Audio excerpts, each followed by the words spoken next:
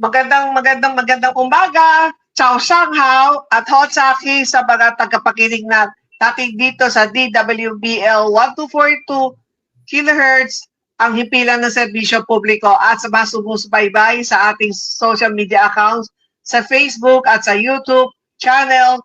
Ang iyong agarang serbisyo lady, Dr. Hilda Ong, ay lubos na nagagalak na muling maging kabahagi ng iyong umaga o anuman oras kayo dyan sa kinaroroonan. Masaya ako makapaghatid muli ng tamang impormasyon, tamang serbisyo, at inspirasyon. Salamat sa muling pagiging bahagi ng ating masayang pagsasama dito sa programang Health and Travel at Serbisyo Publiko. Na labing limang taon na tayo na magkakasama, 15 years. Ngayon ay March 15, araw ng Biyernes, at ngayon nga ay Payday Friday, kaya tiyak ang matinding traffic mamaya. Ayon sa datos ng PhilHealth, sa 451 billion pesos na household out-of-pocket payments, ay nasa 19.2% ang napupunta sa pharmaceutical o gastos sa mga gamot. Sa pamamagitan ng PhilHealth Circular Number 2023-0029, ay sinimulan ang Outpatient Drug Benefits Package o ang Guaranteed and Accessible Medication for Outpatient Treatment of PhilHealth Gamot. Ito ang pag-uusapan natin ngayong umaga at makakasama natin si Mr. Raymond Acoba. Siya po ang Head of Public Affairs Units of PhilHealth NCR. Magandang umaga, Sir Raymond.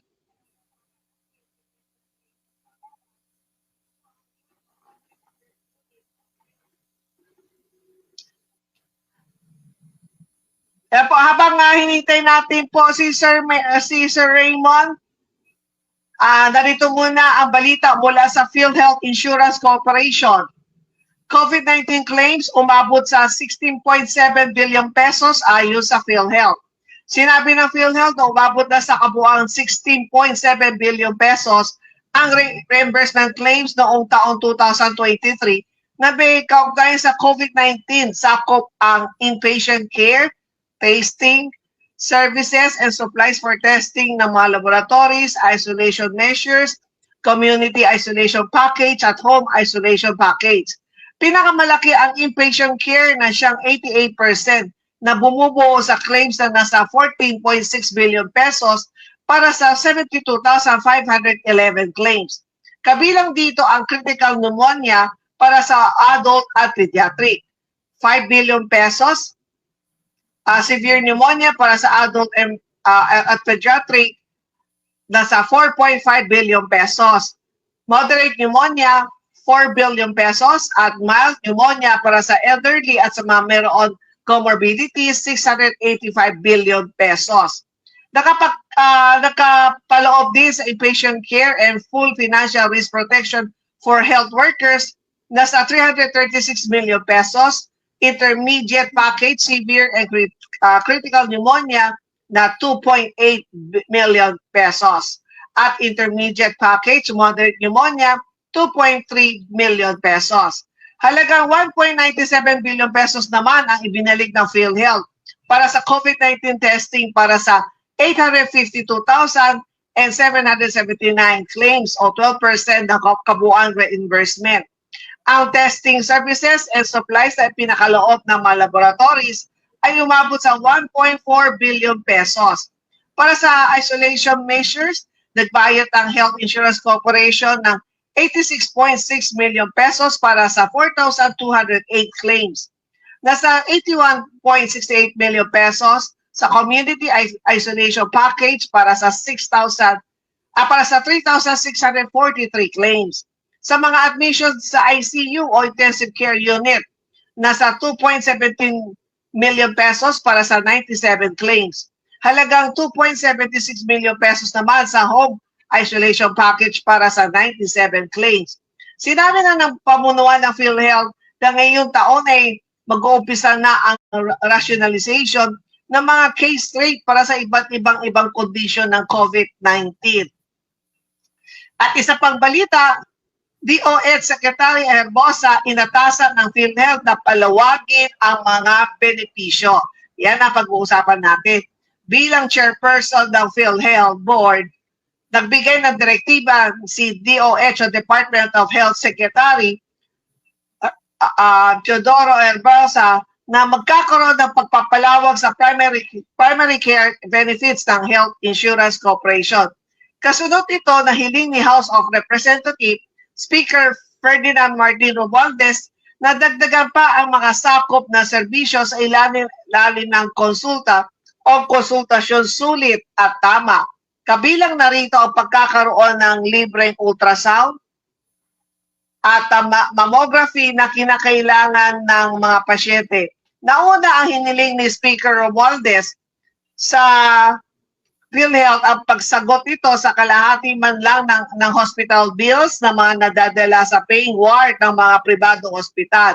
Sa naging pagpupulang ng BENCOM o Benefits Committee ng PhilHealth na pinamumulan ni DOH Secretary pero si DOH Assistant Secretary Albert Edrel Domingo ang kumatawan sa kalihim ay aprobado ang pagkakaloob ng ultrasound at mammogram at epektibo ito ngayong July 2024.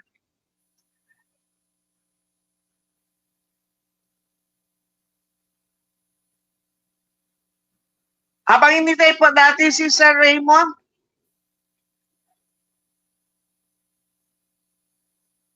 sandali lang, nag-figure pa daw ang kanyang laptop. So habang hinintay natin, yun po ang PhilHealth po, ang daming na po benepisyo ang naibibigay sa mga miyembro. So sa mga hindi pa nagpapamiyembro, magpaano na po kayo? Malaking bagay po kapag kayo ay naghuhulog buwan-buwan sa halagang 500 pesos per month. Ito ay para sa buong pamilya, hindi lang sa iyo. Let's say kung ikaw ang mismo miyembro, ang covered din ang iyong asawa. And then kapag meron po kayong mga anak na 21 and below, kasama din po yan sa benepisyo na makukuha sa PhilHealth. Sa ngayon, ang laki-laki na talaga ang binibigay. And then sa mga di ba alam na po natin, yung mga hemodialysis, dati from 90 naging 156. And then ngayong taon naman, naaprubahan na yun sa mga may breast cancer, which is talagang nakakaawa kapag sila ay kinakailangan ng chemotherapy. Ang isang gamot, ang isang session nung nasa PCSO pa ako bilang isang consultant po ng Office of the Manager, General Manager, ang isang gamot ay nagkakalaga ng more or less 80,000 per session. And then 16 session 'yun. Nung time na 'yun, mabuti na lang may naging pag-uusap ang PCSO at ang pharmaceutical. Yung 16 session naghati 8 sa 8 PCSO, 8 sa pharmaceutical. Pero ngayon wala nang ganitong klaseng promo. So mabuti na lang pumasok ang PhilHealth na from 100,000 na benepisyo para sa mga may breast cancer ay ginawa ng 1.4 million pesos.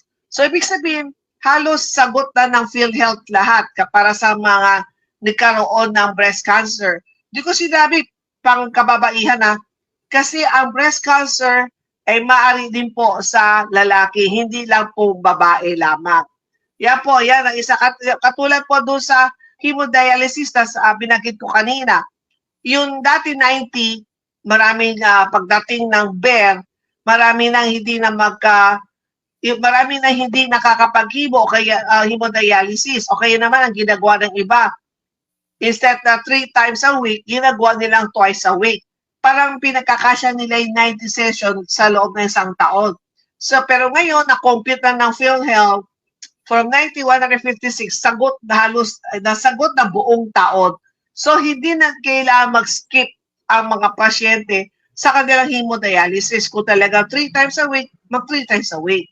Kasi syempre, ang kalusugan nila ang kumbaga nakataya dyan kapag hindi sila nakakapag-dialysis according to sa sinabi ng kanyang doktor. Kung twice a week, Kung twice a week, for sure may sobra yung 156.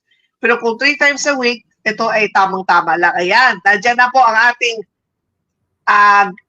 ating PhilHealth partner natin ngayon, na si Sir Raymond Acoba. Good morning po, Sir Raymond.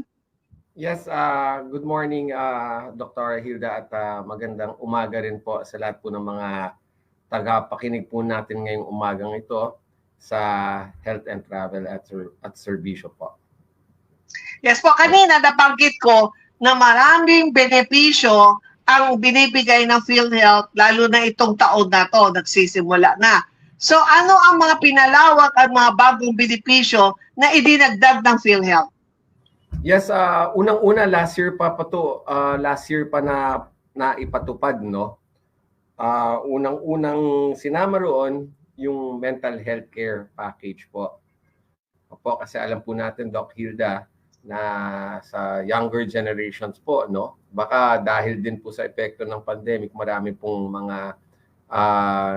may mga mental health problems. So, ang PhilHealth po, isinulong po ito at inulunsad na po yung mental health package po natin. And covered na rin po dito ngayon, pag yung mga general package po natin, it's at 9,000 per year. And yung kung may kailangan ng specialization po, it's 16,000 pesos per year. Maliban po doon, nagtaas din po yung ating high-risk pneumonia. Dati-rate, it's at 32,000 pesos. Subalit ngayon ay nasa 90,100 pesos. 90,100 pesos. So that's an increase of 181%. And yung ischemic stroke po, na dati-rate ay nasa 28,000.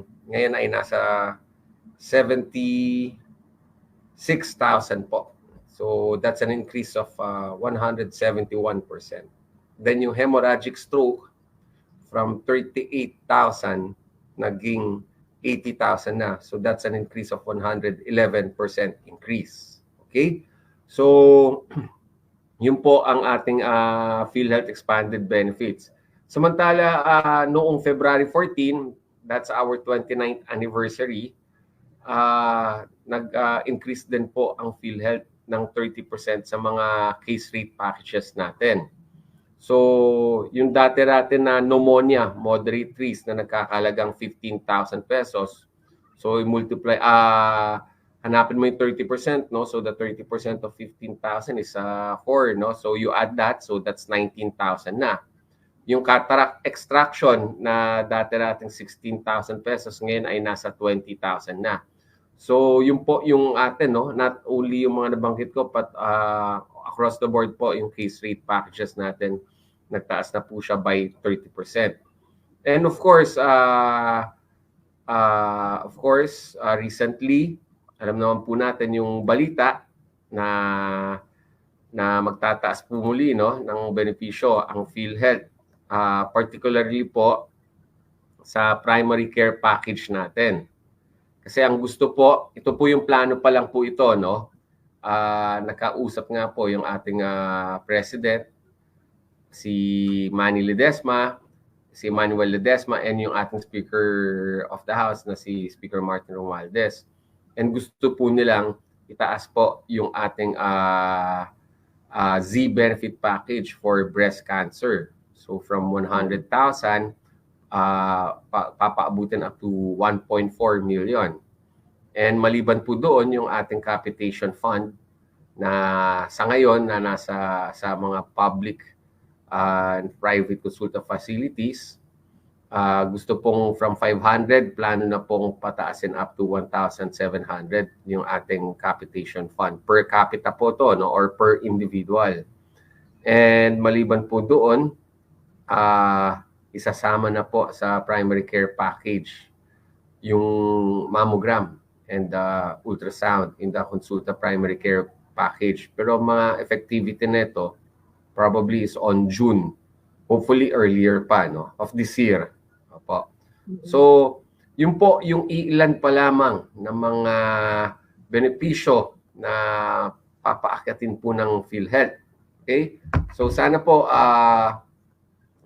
sana ma-appreciate po ito ng ating mga members dahil alam naman po natin na recently that the premium contribution natin na 5% ay ipinatutupad na po, no? Pero yung ating mga dagdag benepisyo po, walang dagdag premium contribution po 'yan.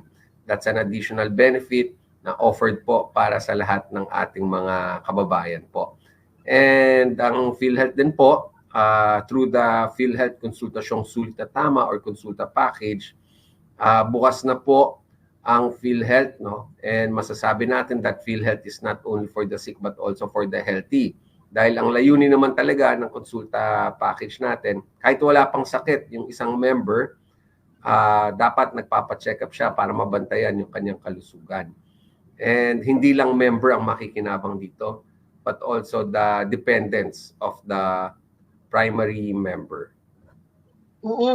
At regarding tungkol naman doon sa breast cancer, yung sa Z benefits for breast cancer, ito yung natanong ko during the press conference, na ito dapat doon sa mga hospital, dapat accredited sila dito sa Z benefits. Kapag wala, kung nandun sila doon sa hospital, hindi nila ma-avail yung 1.4 billion. Okay. Unang-una, clear ko lang, Doc Hilda, yung approval po, no, yung sa breast cancer, so ito po ipapatupad pa lang po ito, no? So hinintay natin yung guidelines. So linawin ko muna, sa ngayon po nasa 100K pa po, pero tataas yan. Enhance po yan to 1.4. So yung sa tanong mo, Doc Hilda, because under ito ng Type Z benefit package. Yes. So this is not an ordinary package po ng PhilHealth. Meron tayo kasi yung all case rates, no?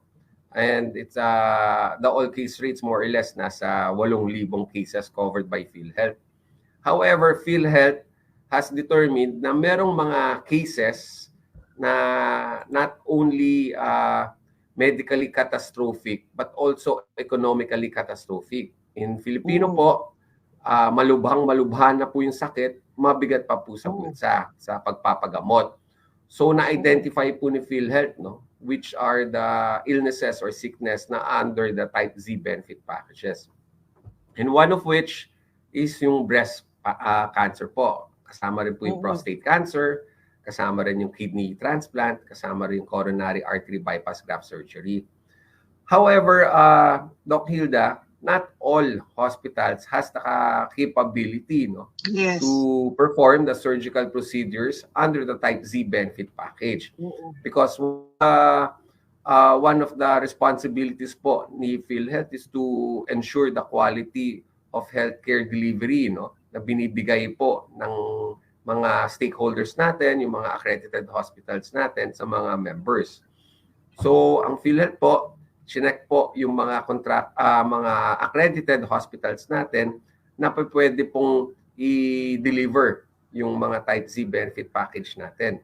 So sa ngayon po, here sa NCR, we have 11 contracted hospitals, while sa nationwide po, we have 28 hospitals na contracted under the Type Z benefit package.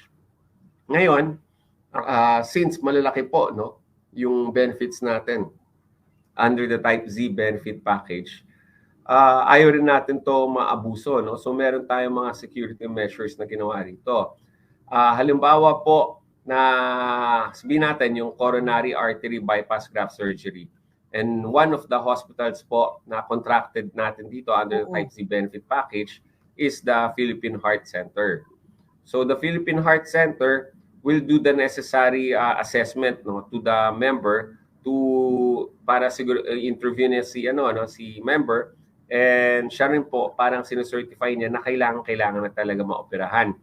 Tapos hihingi siya ngayon ng pre-authorization sa PhilHealth. PhilHealth naman on the part of PhilHealth i-verify po yung need po, no. Tapos within 3 working days i-approve po yun. Pero huwag kayong mag-alala, yung ating mga doktor dito, no, sa NCR, sa benefit admin section, within 1 working day pa lang ina-aprubahan na nila because of the urgency, no. alam naman po natin na kailangan na maoperahan. So, mabilis naman po yung proseso. So, yung pre-auth na yun, yung pre-authorization na yun, parang paalam lang sa PhilHealth na magper-perform kami rito ng particular procedure na under the Type Z benefit package. Opo. And recently lang, Doc Hilda, we also awarded the contract para maging one of the contracted hospital Type Z benefit package po, yung Cardinal Santos Medical Center. Opo. And kasama rin po yung De Los Santos Medical Center. And syempre sa kidney transplant, yung NKTI or yung National Kidney Transplant Institute. So yun po yung mga hospitals. Pero Doc Hilda, kung gusto pong malaman ng ating mga listeners, mga members po natin, what are those PhilHealth accredited and contracted hospitals under ng Type Z benefit package, you can visit our PhilHealth website. Nandun po yung mga accredited healthcare institutions natin where you can see the contracted hospitals of PhilHealth for Type Z benefit packages po. Yan po. Nung nabanggit po ninyo na isa sa naging bagong accredited ng Z benefits ay ang Cardinal Santos Medical Center, ako kagad ang tinawagan nila. Doktora, kailangan namin ng tulong mo. Bakit? Anong gagawin ko? Kailangan namin ng dugo. So ngayon, may partnership na po kami sa Cardinal Medical Center kung saan meron po kaming mga regular bloodletting. Kumbaga ginagawa namin silang partner para at least meron silang dugo na ready para sa mga CABG, sa mga for bypass. And at the same time naman, dito naman sa Serving Hearts Charity Foundation, kung saan isa din po ako sa director, kami naman ay nagbibigay din po ng dugo, dinideliver namin, ito po ay libre. So yan ang isa sa mga ginagawa ng iyong Agaran Servicio Lady. And then kanina may nabanggit ka rin regarding po doon sa pre-authorization, katulad po sa magpapa-eye cataract surgery. Ito, and from 16,000 po ba, tama po ba na itinaas sa 22? Correct, Doc Hilda, nagulat ka yata. Hindi ka makapaniwala. Kasi mas maraming matutulungan ang Chuchi. Yan. Kasi sa PhilHealth circular yan, 001 of 2024, meron tayong increase of benefit packages para under dun sa all case rates. Opo, so that's 30%.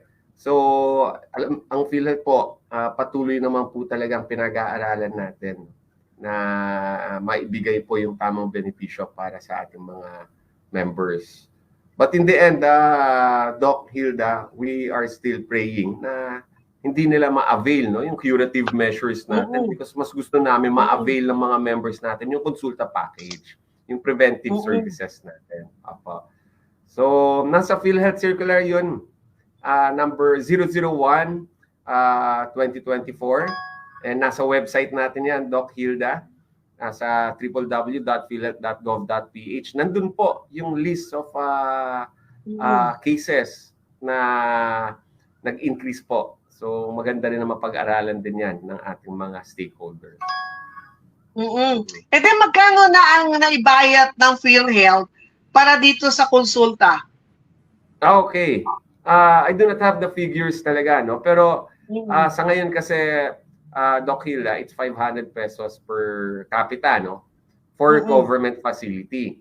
And 750 naman for private facility. You might think na maliit siya. Bakit maliit? Pero ito na lang, Doc Hilda, pag-usapan natin yung mga health centers. Yung mga public health centers. Yung mga services na nasa ilalim po ng konsulta program ng PhilHealth. Yung tulad ng health screening and assessment, yung mga lab test doon tulad ng urinalysis, CBC, fecalysis, lipid profile, fasting blood sugar, and yung mga medicines na kasama rin po sa PhilHealth Consulta tulad ng mga antimicrobial, anti-diabetic, anti-hypertensive.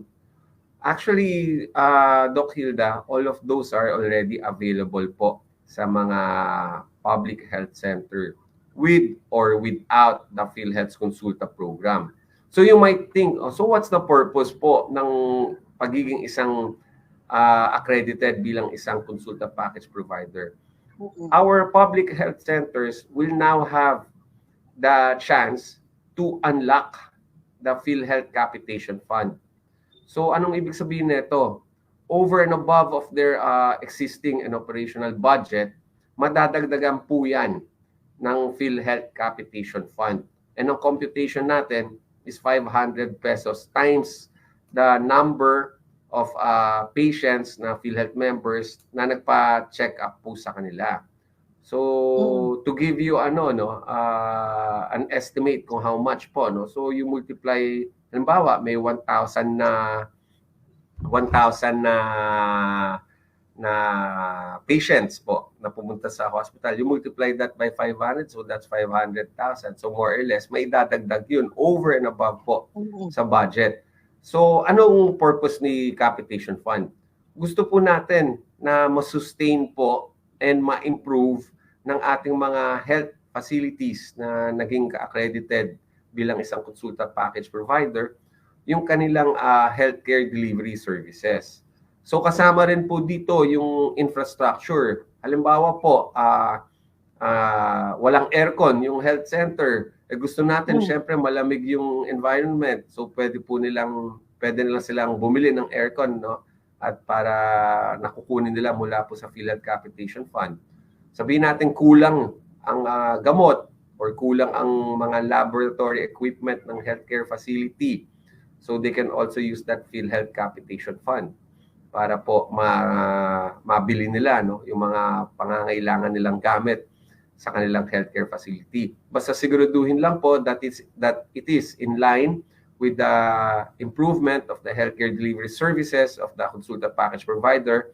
You can use that PhilHealth Capitation Fund. So, di ba, masaya yun, Doc Hilda?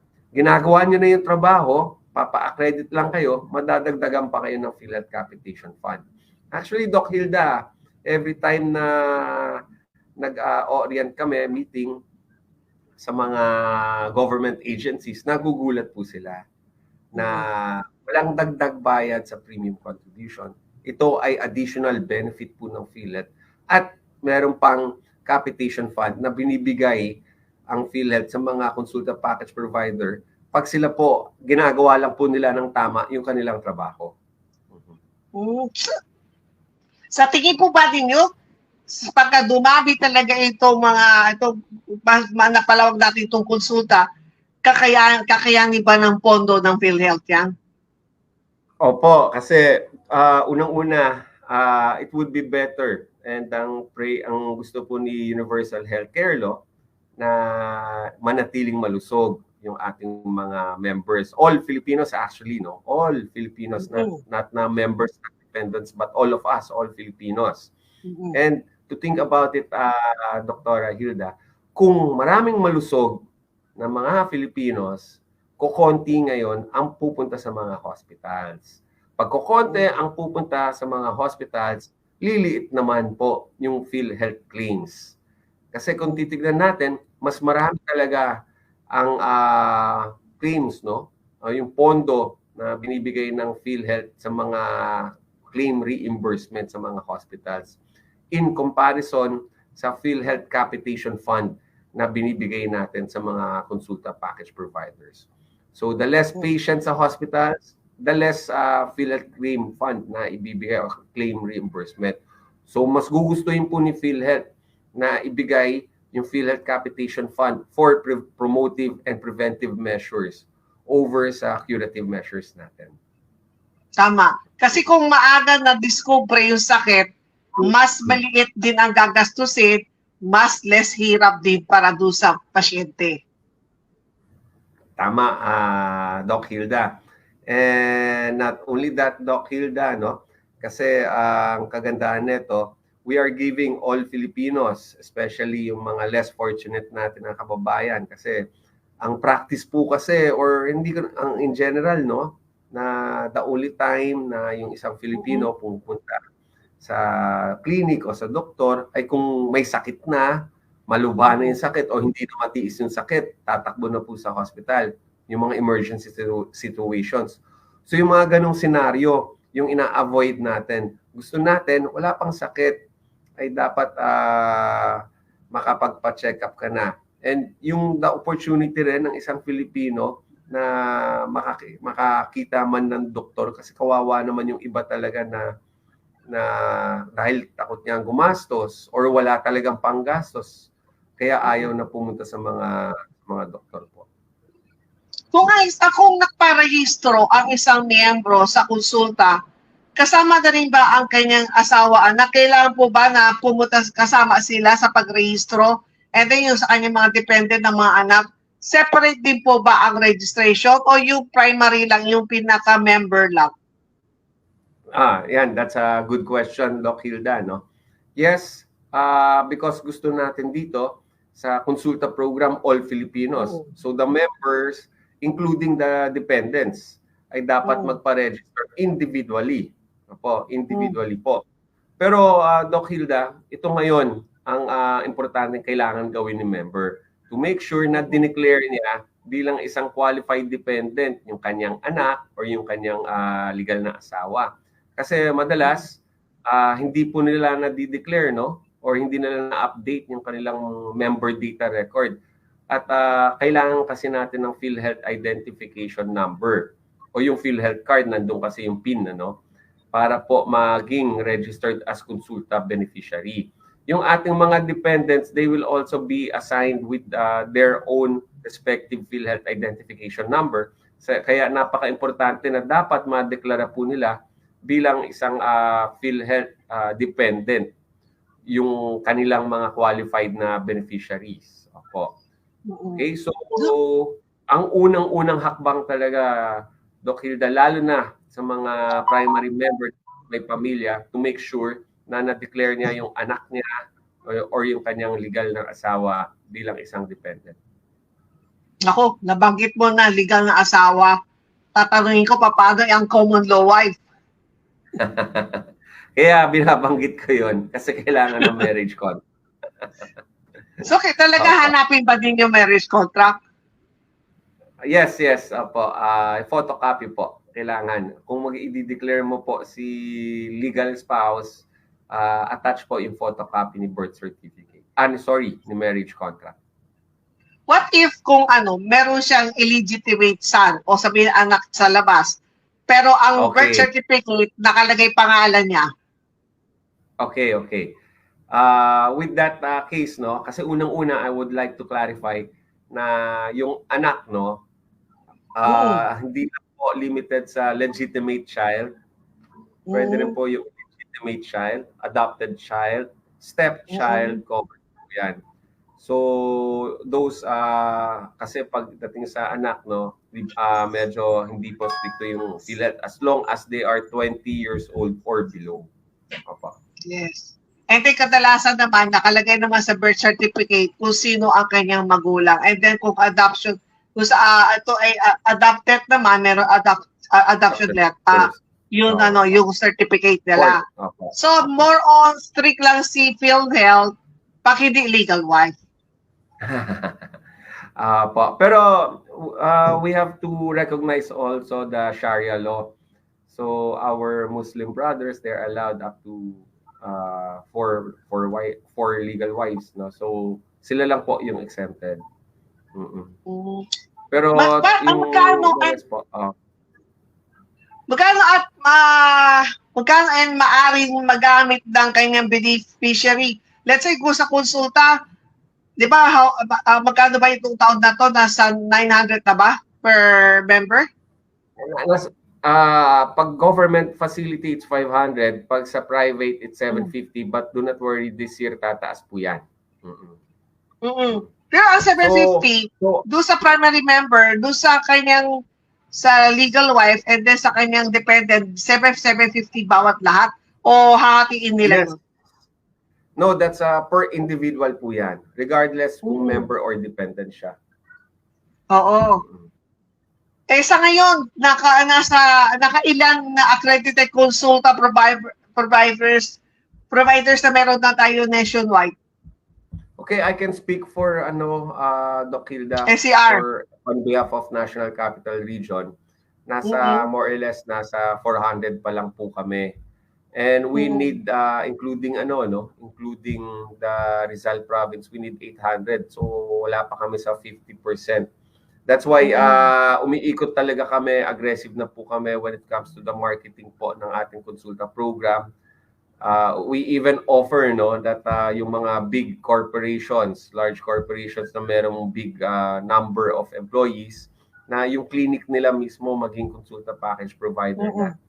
Opo, tapos they will cater exclusively sa kanilang mga employees. Opo. And marami na rin po na kaming nakakausap, such as yung MMDA, yung Metro Manila Development Authority, headed by Chairman Don Artes. Yung kanilang office clinic po, MMDA clinic, is already accredited. Nakausap na rin po natin ang Southern Police District, PNP. And mabilis po sila, around 18,000 of their police personnel na first patient encounter na, and accredited na rin po yung kanilang clinic sa Southern Police Command. And nakakausap na rin, of course, yung mga local government units natin dito sa NCR. Yung kanilang mga health centers ay also accredited na po bilang konsulta package provider. And yung focus po nila or yung priority sa konsulta registered beneficiaries would be the indigents, Yun po talaga yung target nila para mapangalagaan po yung mga kababayan natin na kailangan talaga ng tulong po. So far, Sir Raymond, ano ang naging feedback doon sa 2023, yung mga nauna na na-accredit as consulta providers? Ano nakita nila feedback sa mga pasyente na napakonsulta sa kanila? Unang-una, nagugulat po kasi kasama po sa programa po ng PhilHealth yung konsulta as an additional benefit. Tapos parang in-encourage pa natin the more na magpapa first patient encounter, the bigger na PhilHealth capitation fund ang pwede pong makuha. And ang kagandahan nito kasi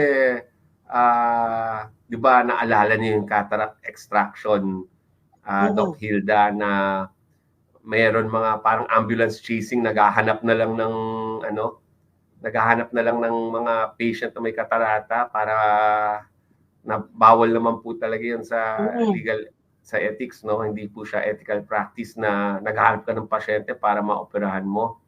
Dito po sa konsulta, it's opposite, Mas maganda nga na talagang, kasi nasa promotive measures so talagang sinusuyod po yan ng ating mga healthcare workers na pinapaalam sa mga kabarangay na dapat magpa-check up kayo rito, pa-check up para mabantayan yung inyong kalusugan, or at least man makagawa tayo ng health profile ninyo para mapag-aralan din natin kung ano po yung mga sakit na madalas na meron po yung ating barangay o ating komunidad. At para malaman din natin kung ano yung gamot na kailangan natin na mabili para sa kanila. Opo. At nabanggit nung nakarang linggo ni Sir Ray Balenya na ang PhilHealth ay nagdagdag na mga gamot na ito po ba ay ma-implement na o maghihintay pa tayo? Okay, that's within the year din po. Probably a second quarter. Maipapatupad na natin from 21 medicines, gagawin na pong 53 medicines ang pwede natin sagutin po ni PhilHealth. Opo. Pero umpisahan talaga natin dito, Doc Hilda, humingi rin po kami ng tulong sa inyo po na yung ating mga healthcare facilities na sana maging konsulta package provider. Pero bago yon, yung ating mga mamamayan, yung ating mga members, dependents, all Filipinos, be aware po dito sa konsulta package program ng PhilHealth. Kayo na po mismo ang mamimili which konsulta facility ang pupuntahan nyo. Of course, gusto kasi ni Universal Healthcare, easy access, availability. So, pipiliin nyo po yung pinakamalapit sana na konsulta health facility na pwede nyo puntahan.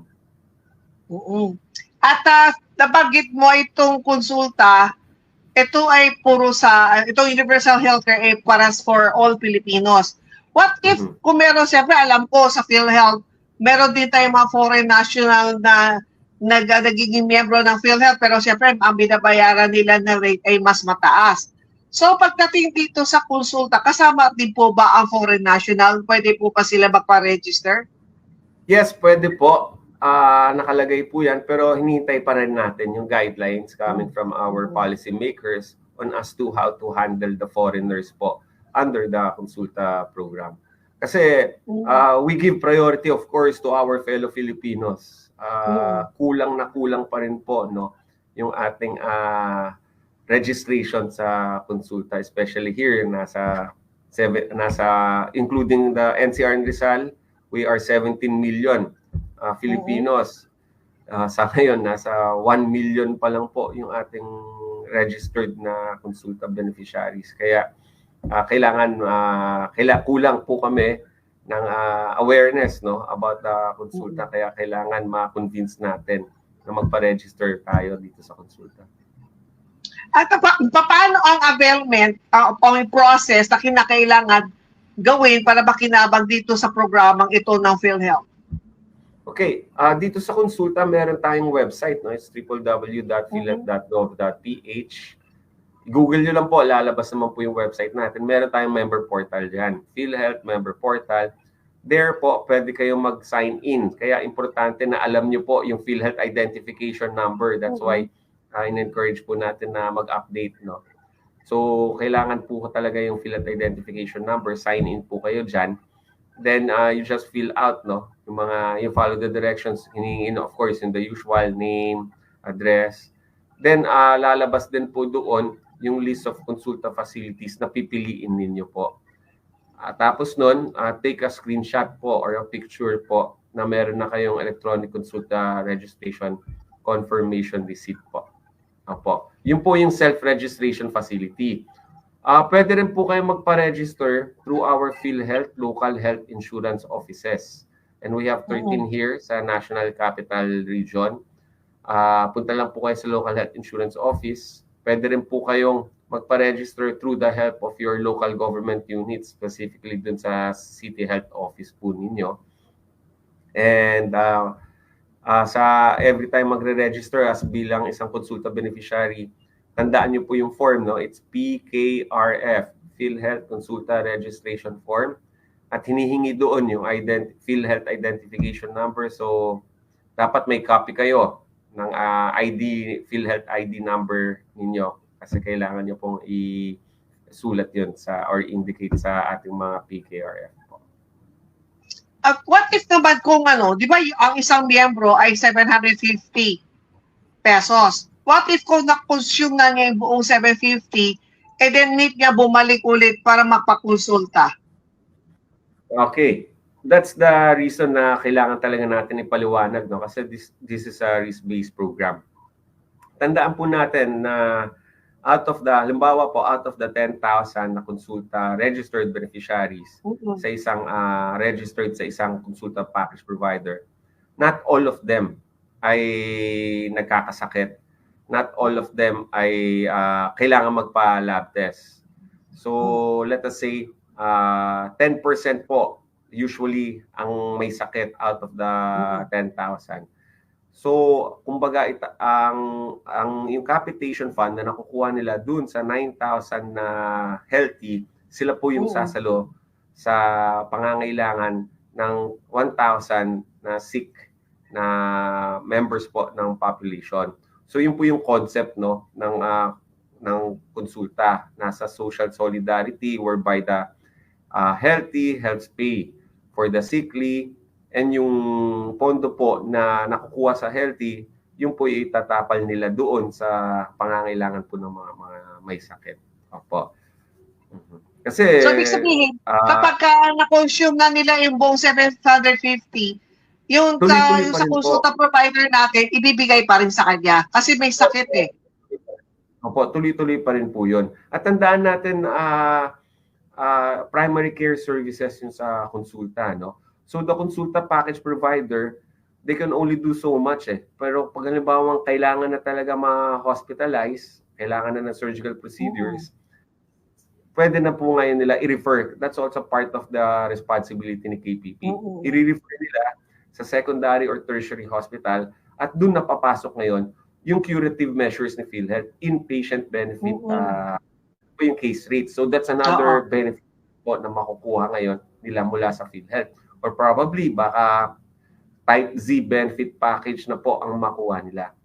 Opo. So ang importante nito, may interconnectivity na yung ating mga healthcare facilities from the primary care services hanggang dun sa mga secondary or tertiary hospitals po natin. Sa ngayon, may mga challenges pa bang hinaharap ang PhilHealth ukol sa implementasyon ng programa? Yes, Doc Hilda. First nga po, kailangan pa rin po yung health awareness. Kailangan pa rin po, kulang rin po kami sa push, no, sa marketing, ginagawa namin lahat. That's why we are tapping our partners, stakeholder partners, na tulungan po kami. And kinukonvince po namin na kahit magpa-register muna po sila bilang isang konsulta beneficiary, yun po yung una. Pangalawa, we are also encouraging, no, the private sector na yung kanilang mga healthcare facilities ay maging isang accredited na konsulta package provider para yung kanilang mga employees, sila na lang po ang mag-alaga through their clinic, and sila rin po ang entitled ngayon sa PhilHealth Capitation Fund. Sa bahaging ito, Sir Raymond, nais kitang hingan ng mensahe ko. Meron po ba kay announcement dito sa ating mga programa na maganda binibigay ng PhilHealth? Yes, magkakaroon po kami ng Consulta Service Delivery Caravan na gaganapin po sa mga SM Supermalls, mga piling SM Supermalls dito sa National Capital Region. Probably ang pinag-uusapan namin ngayon yung isa sa SM Sangandaan, meron din sa SM Pikutan, and yung isa sa SM Antipolo po. So those are the selected SM Supermalls para po there, pwede po sila mag-update ng kanilang PhilHealth member data record and magpa-register na rin po agad-agad sila sa konsulta program. So para po sa mga nakikinig po, yan po yung PhilHealth. Meron na tayong expansion of benefit. Kahit si Doc Hilda hindi makapaniwala na nag-increase po kami sa all case rates natin. At meron tayong mga panibagong mga benepisyo tulad ng konsulta, mental health package, at marami pa pong iba. So gusto lang po talaga namin lahat ng Filipino ay manatiling malusog po.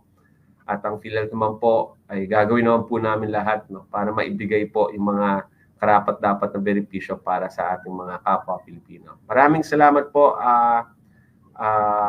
Doc Hilda, and salamat din po sa lahat ng mga listeners po natin and viewers po natin. Yes po, at ang yung Agaran Distribution Lady, ako, alam ni Sir Raymond yan, ako yung laging makulit sa PhilHealth, baka may conference. Ako yung lagi sinasabi, bakit walang ganyan, walang ganito, pwede ba dagdagan, pwede ba isama? Dahil siyempre, ang gusto naman natin, ang bawat Pilipino ay may magagandang kalusugan o maagapan. Yun ang noon-noon pa, sinasabi ko, bakit ang binibigyan ng PhilHealth lagi para sa may sakit? Bakit sa katulad sa amin, wala yung check-up ang tawag natin dati, di ba? Ako yung makulit Now, meron na itong konsulta. Kaya, happy po ako na meron ng ganitong klase programa ang PhilHealth. Okay. So, tuloy lang po. Magkita tayo muli, Doc Hilda. Opo. Thank you. Thank you. Kaya muli po, ang nakasama natin ay si Mr. Raymond Acoba. Siya po ang Head of Public Affairs Units of PhilHealth NCR. Siya ang lahat na natin makakasama pagka sa NCR. And then si Sir Ray Balenya naman po sa main office. And yan po, regular po. Dapat po sana Thursday, pero kahapon di siya pwede, kaya nalipat po sa Friday. Kaya sa pagbabalik ng health and travel at serbisyo publiko, magkakaroon po tayo, ang pag-usapan naman natin, ang BIR online registration. Kung kayo mag-open ng negosyo o business, abangan po ninyo. Back to DWBL Studio.